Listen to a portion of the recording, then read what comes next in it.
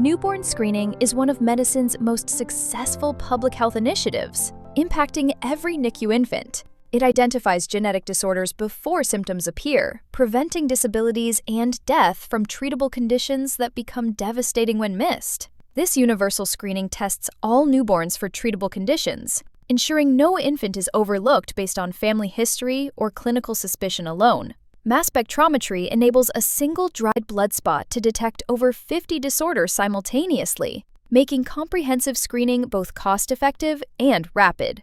All states must screen for 3 core conditions: phenylketonuria, hypothyroidism, and galactosemia. Most states expand beyond these minimums, with panel variations that matter clinically when caring for transferred infants. Timing is critical. Early collection risks false negatives, while delays miss intervention windows. This knowledge directly informs your evaluation of any acutely ill neonate. When should you suspect an inborn error of metabolism? The slide shows us 3 key scenarios, and understanding these can be life-saving. First, you're looking for a healthy newborn with acute decompensation. These infants are born healthy because maternal circulation has been clearing toxic metabolites during pregnancy, but the crisis begins after birth when their defective enzymatic pathways cannot handle normal metabolic demands. The second major clue is that these infants don't respond to usual treatments. The problem isn't infection or respiratory distress, so antibiotics and respiratory support may temporarily stabilize but won't address the underlying metabolic dysfunction. This failure to respond should immediately raise your suspicion. Most critically, symptoms appear in the first 24 hours of life. As the slide emphasizes, most inborn errors present within this time frame. When you see initial stability followed by rapid decompensation within 24 hours, metabolic disorders must be high on your differential. Now let's talk about the classic clues that help with recognition. Look for unusual body or urine odors from metabolite accumulation. You'll also see neurologic changes including lethargy, seizures, and altered tone reflecting toxic effects on the developing brain. The laboratory pattern is equally important. You'll typically see metabolic acidosis from organic acid accumulation, hypoglycemia from impaired glucose production, and hyperammonemia from disrupted nitrogen disposal. Recognizing this constellation enables appropriate emergency management before irreversible neurologic damage occurs. Remember, the timing is everything. Most of these disorders present within the first 24 hours of life.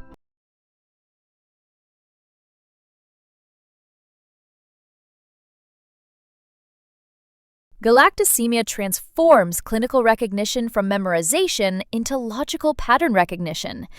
This autosomal recessive disorder disrupts galactose metabolism, with galactose-1-phosphate uridyl transferase deficiency representing the classic severe form on certification exams. Galactose accumulates when infants consume lactose from breast milk or formula. The accumulated galactose and metabolites become toxic to specific organs, creating characteristic presentations. Prolonged jaundice develops because galactose metabolites damage hepatocytes, progressing to liver failure with hepatomegaly and coagulopathy if feeding continues. Cataracts represent the pathognomonic finding.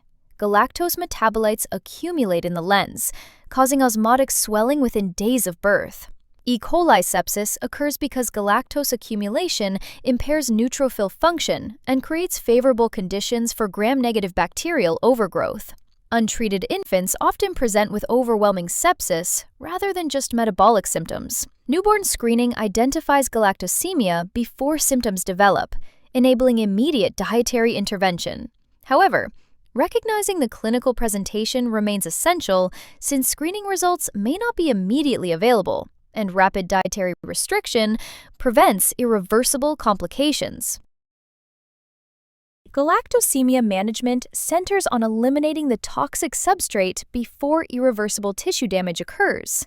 Treatment success depends entirely on timing. The cornerstone involves strict galactose-free diet, eliminating all milk products since lactose breaks down into galactose and glucose.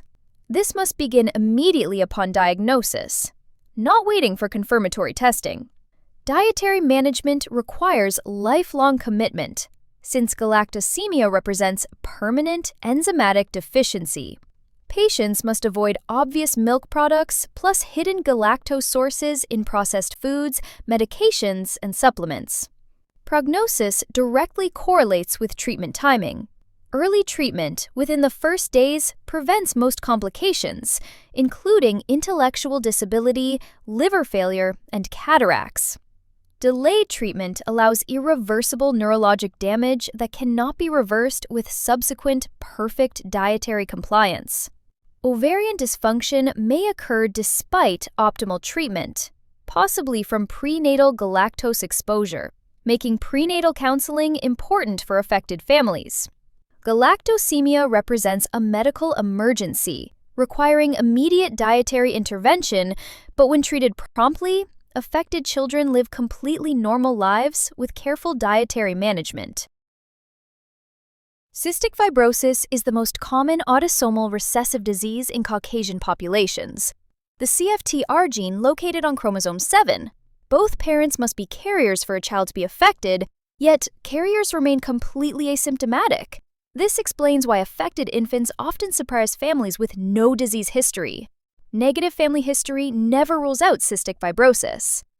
The CFTR gene produces a protein controlling chloride movement across cell membranes. When this protein malfunctions, chloride transport fails, creating thick, sticky secretions that simultaneously affect lungs, pancreas, liver, and intestines, explaining the multisystem nature of this disease. Over 2,000 known mutations create dramatic clinical variation, from severe multisystem disease to milder forms affecting primarily one organ system. Carrier frequencies vary significantly by ethnicity and guide genetic counseling. Caucasians 1 in 25, African Americans 1 in 65, Asians 1 in 90, with Ashkenazi Jewish populations at 1 in 25.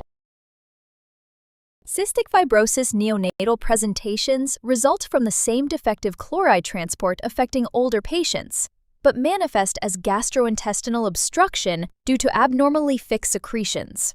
Meconium ileus represents the classic presentation in 15 to 20% of affected infants. The abnormally thick meconium becomes impacted in the terminal ileum, creating complete intestinal obstruction because defective chloride transport reduces water content in intestinal secretions.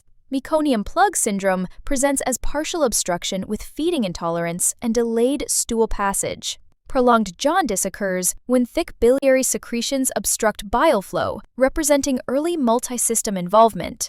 The Neuhauser sign appears on abdominal X-rays as a characteristic bubbly or soap bubble appearance from thick meconium mixed with swallowed air, typically with absence of air fluid levels. This radiologic finding is highly suggestive of meconium ileus. Serious complications include peritonitis from bowel perforation, volvulus from abnormal bowel mobility, and bowel atresia with necrosis from vascular compromise. Cystic fibrosis diagnosis requires multiple testing modalities, since no single test provides perfect accuracy in all scenarios.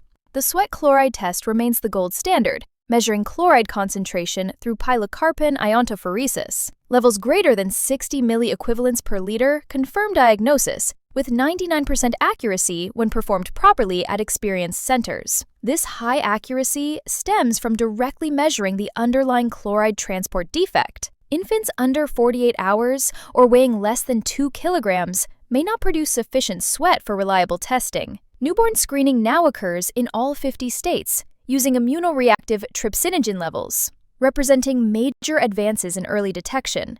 However, false negatives remain possible, particularly with milder mutations, so confirmatory testing remains essential, even with normal screening, if clinical suspicion persists. Genetic testing for CFTR mutations provides additional diagnostic information when sweat testing yields borderline results, though commercial panels cannot detect all possible variants. Nasal potential difference testing at specialized centers directly measures chloride transport function across nasal epithelium. Achondroplasia is the most common form of dwarfism, characterized by disproportionate short stature with distinctive skeletal features. Occurring in 1 in 15,000 to 40,000 live births, you'll statistically encounter affected infants during your career. The genetics involve mutations in the fibroblast growth factor receptor 3 gene, which regulates cartilage to bone conversion during skeletal development. These mutations cause overproduction of protein responsible for this conversion, disrupting normal bone growth and creating disproportionate growth where limb bones are affected more severely than the axial skeleton. Achondroplasia follows autosomal dominant inheritance. Affected individuals have 50% chance of passing the condition to each child. However, approximately 80% of cases represent new mutations in families with normal stature, explaining why most achondroplastic infants surprise families with no genetic history. This pattern has important counseling implications. When you encounter an affected newborn with normal stature parents, you're likely seeing a new mutation rather than missed family history. However, that infant now carries the gene and faces 50% transmission risk for future pregnancies.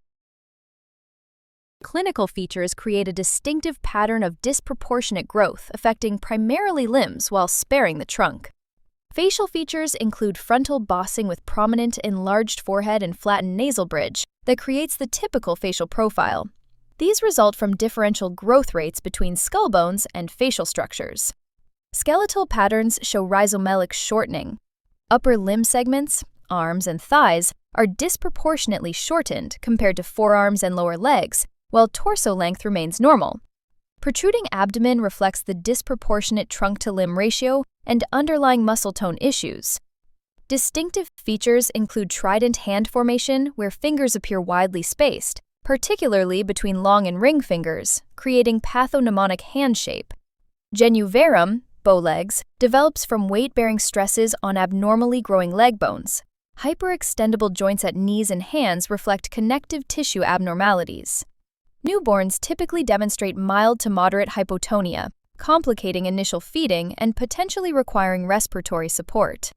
Recognition enables immediate initiation of appropriate monitoring protocols and subspecialty consultations that optimize long-term outcomes. Hyperammonemia represents one of the most time-sensitive metabolic emergencies in neonatal practice. Elevated ammonia levels create critical situations because ammonia acts as a potent neurotoxin, particularly devastating to the developing brain, where neuronal connections and myelination are actively occurring. Ammonia crosses the blood-brain barrier freely, disrupting neurotransmitter function and cellular energy production. In neonates, this toxicity interferes with critical processes like synaptogenesis and myelination that cannot be repeated later. Neurologic damage correlates directly with both peak ammonia level and duration of exposure, making rapid recognition and treatment essential. This constitutes a medical emergency, requiring immediate intervention. Brain damage begins within hours of significant elevation, demanding urgent action to prevent irreversible neurologic sequelae. 4 major categories cause neonatal hyperammonemia through distinct mechanisms. Urea cycle disorders represent the most common cause, where defective enzymes cannot convert toxic ammonia into harmless urea, typically presenting with isolated hyperammonemia without metabolic acidosis. Organic acidemias produce secondary hyperammonemia when accumulated organic acids inhibit urea cycle function, usually presenting with both hyperammonemia and severe metabolic acidosis. Fatty acid oxidation defects cause hyperammonemia during metabolic stress. Transient hyperammonemia of the newborn represents elevated ammonia without identifiable underlying disorder, typically resolving with supportive care. Urea cycle disorders create a distinct clinical syndrome with predictable timing and progression. Symptoms typically begin around 24 hours of life when protein metabolism accelerates after birth. During fetal life, maternal circulation handled nitrogen waste disposal. Clinical presentation follows predictable progression, reflecting increasing ammonia toxicity. Initial symptoms include poor feeding and vomiting, often misinterpreted as feeding difficulties. Lethargy develops as ammonia levels rise, progressing to coma if untreated. This progression can occur rapidly, sometimes within hours.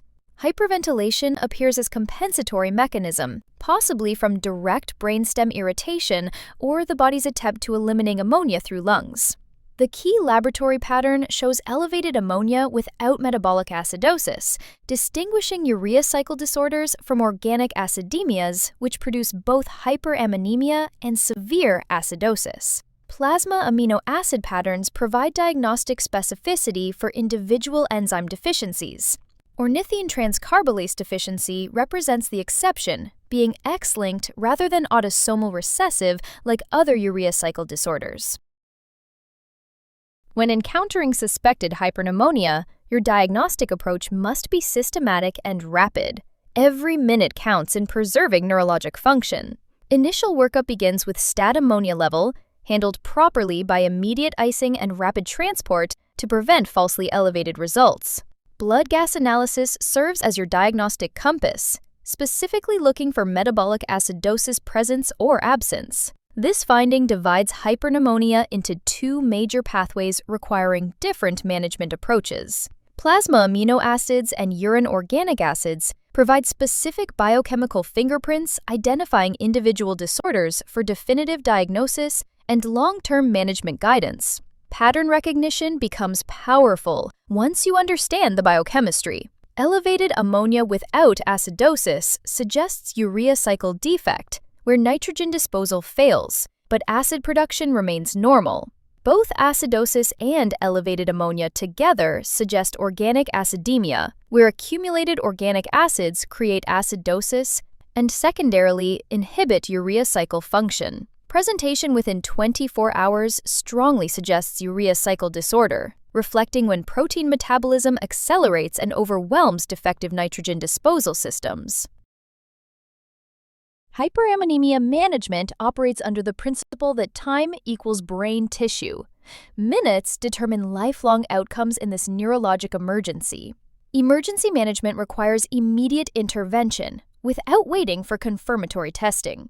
Stop all protein intake immediately, since protein breakdown generates nitrogen waste that overwhelmed urea cycles cannot process. Dialysis becomes necessary for severely elevated levels, typically above 400 to 500 micromoles per liter, physically removing ammonia faster than medications can achieve. Specialized metabolic center consultation must occur immediately. For experience with medications like sodium phenylbutyrate and sodium benzoate that provide alternative nitrogen disposal pathways. Prognosis creates stark reality driving response urgency. Delayed treatment proves fatal in many cases, while survivors often suffer profound intellectual disability. Neurologic damage correlates with peak ammonia level and exposure duration. Rapid normalization offers the only chance for normal outcomes. Early recognition becomes the critical factor, separating good outcomes from devastating disability. When you suspect hyperammonemia, act immediately, rather than waiting for confirmation.